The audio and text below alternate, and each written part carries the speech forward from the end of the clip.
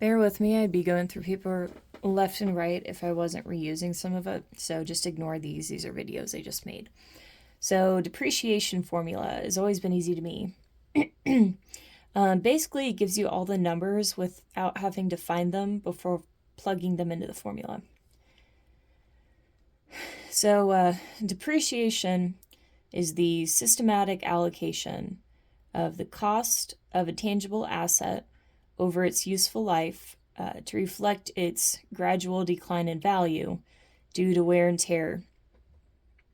So depreciation says that you spent a total of X on an item, and over time, the value goes down by blank dollars due to wear and tear.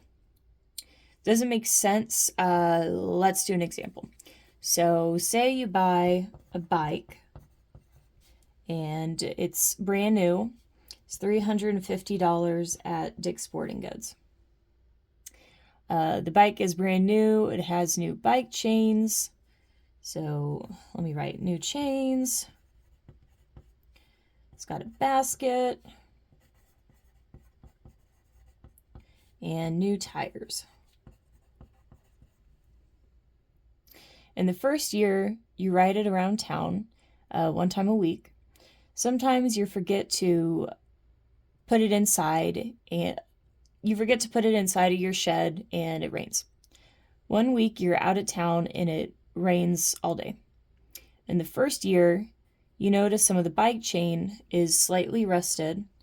So kind of having some problems. It's a little rusted. That's a beautiful U. So you notice that it's slightly rusted, but it doesn't affect how you move. So you also look at the tire, and it's a little worn, but it's nothing to worry about yet.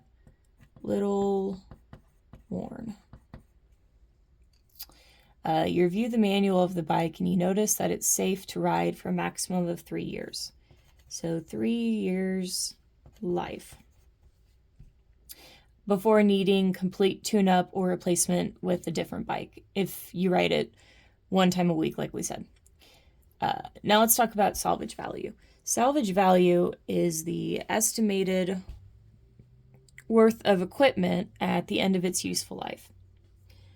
So at the end of it, this is what we think it may be worth after having rusted chains, worn out tires,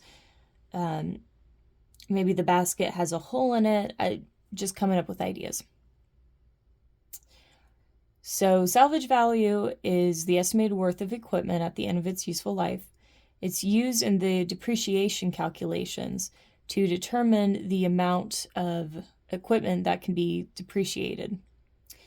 Because you ride the bike once a week, it has a decreased value overall, or otherwise known as a salvage value, of $30. Okay, so we know it has 3 years of life. We know we spent $350. And the salvage value is $30. Okay, so this means at the end of 3 years, you can sell the bike for $30. This is because you have the rust on the chains, but now you can no longer use the chains, and the tires are so worn out that they're not safe, and you need to get brand new ones. Now, we're all given all the information to solve this depreciation formula. God, I hate that word. So we were told that it costed $350. We were told that it's going to be worth $30 at the end of 3 years. And we know the manual says it's good for 3 years. So let's plug in the numbers. Well, yeah, you can still see me. Depreciation formula is the total cost of equipment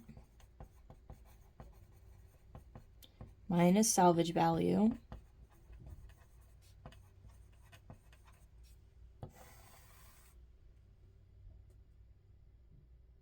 and then divide by the number of years it's okay to be used.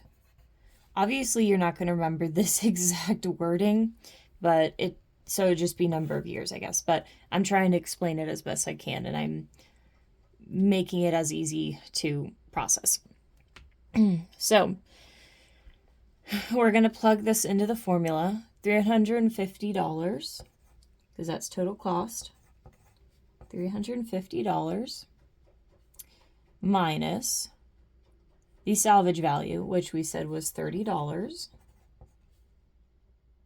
And then we're going to divide it by the number of years it's safe, which is 3 years.